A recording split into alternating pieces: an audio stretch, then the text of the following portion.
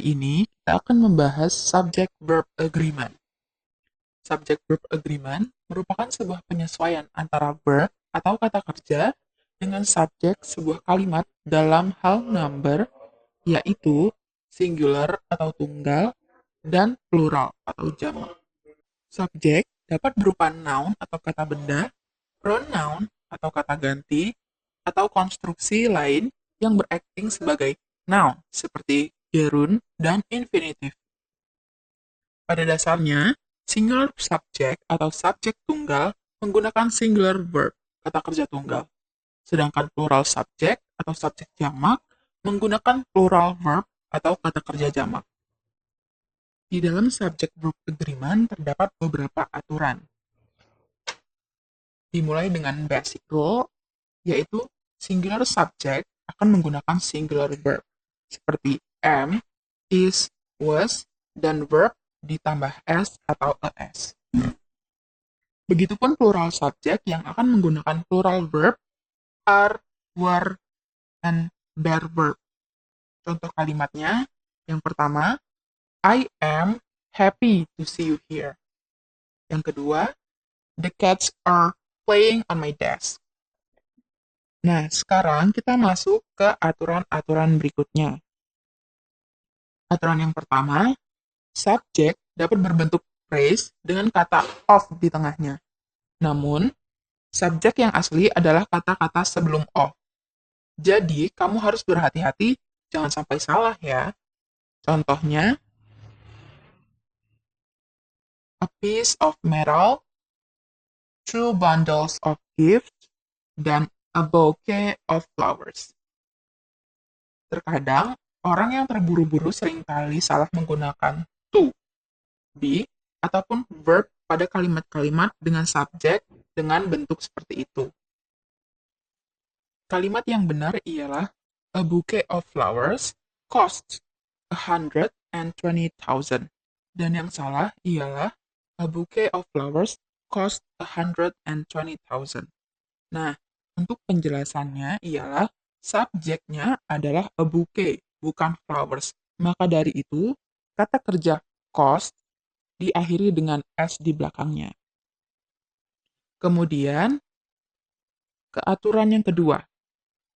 Dua singular subjek yang dihubungkan oleh or, either or, dan neither nor akan menggunakan singular verb.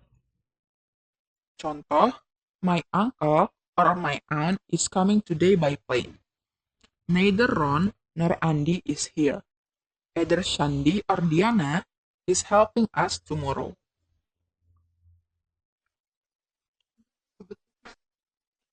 Nah, sebagai penjelasan tambahan, either or digunakan untuk merujuk pada satu pilihan di antara dua kemungkinan. Seseorang harus memilih pilihan yang pertama ataukah yang kedua dan digunakan dalam konteks kalimat yang positif. Untuk contoh kalimatnya, you can either leave me now or later, I'll get hurt anyway. Artinya, kau bisa meninggalkanku sekarang atau nanti, aku tetap akan terluka. Nah, untuk neither nor digunakan untuk merujuk pada fakta bahwa ada dua hal atau lebih yang salah atau tidak benar, baik hal pertama, kedua, ataupun ketiga, dan seterusnya. Tidaklah benar atau dipilih dan dalam konteks kalimat negatif. Contohnya, neither my parents nor me know how to clean an electric oven. Artinya, baik orang tuaku dan aku tidak tahu bagaimana cara membersihkan oven elektrik.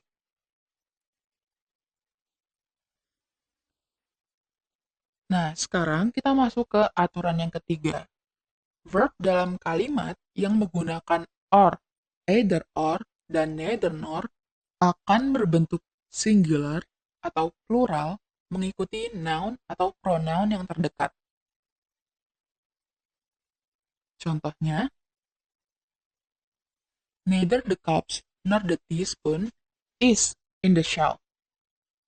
Yang kedua, neither the teaspoon nor the cups are in the shelf. Kemudian, aturan yang keempat. Jika dua atau lebih subjek dihubungkan dengan "and", maka harus menggunakan plural verb. Contohnya, a hammer and nails are what I need for now. Tetapi, ada juga pengecualian pada kalimat seperti eat and go,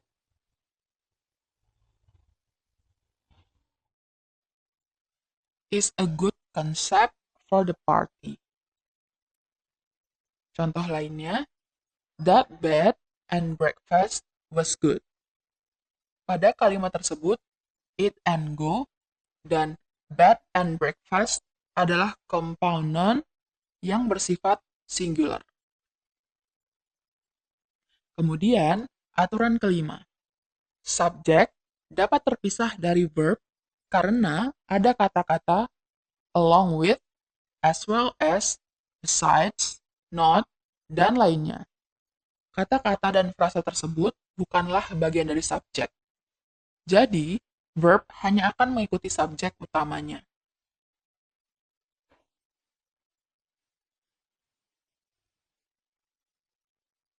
Contohnya, yang pertama, the politicians, along with the journalists, are inside the conference room. Contoh kedua, happiness, as well as sadness, is the color of life. Kata-kata yang berada dalam tanda kurung juga bukan merupakan bagian dari subjek.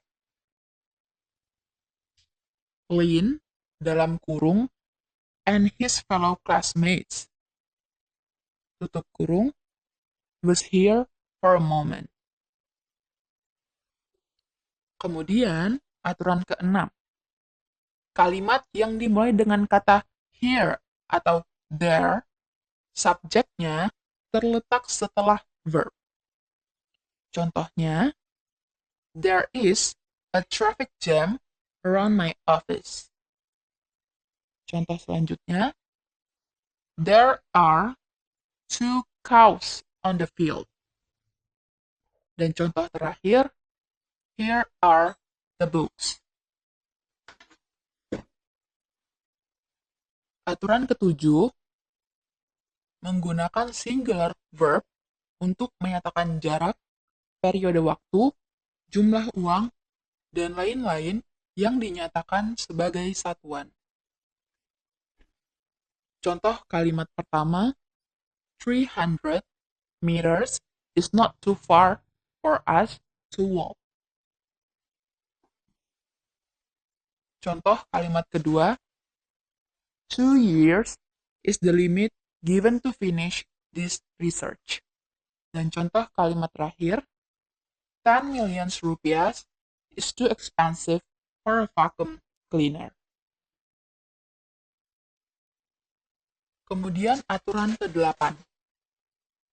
Kata yang menunjukkan porsi atau ukuran seperti a lot of, majority, all, some akan menggunakan singular atau plural verb mengikuti noun setelah kata of, sama seperti rule 1 atau aturan 1. Contoh, a lot of people have arrived to plaza. Contoh berikutnya, a lot of the cake has gone. Kemudian, a third of the country is unexplored. Dan yang terakhir, all of the cake is eaten by Clarice. Aturan ke-9. Kata yang merupakan collective noun seperti group, family, audience, jury, dan population, verbnya bisa berbentuk singular ataupun plural tergantung pada niat dari penulis atau pembicara. Contoh kalimatnya ialah all of the jury was come atau have come. Kemudian, most of the family was there atau were there. Dan yang terakhir, half of the population was infected atau were infected.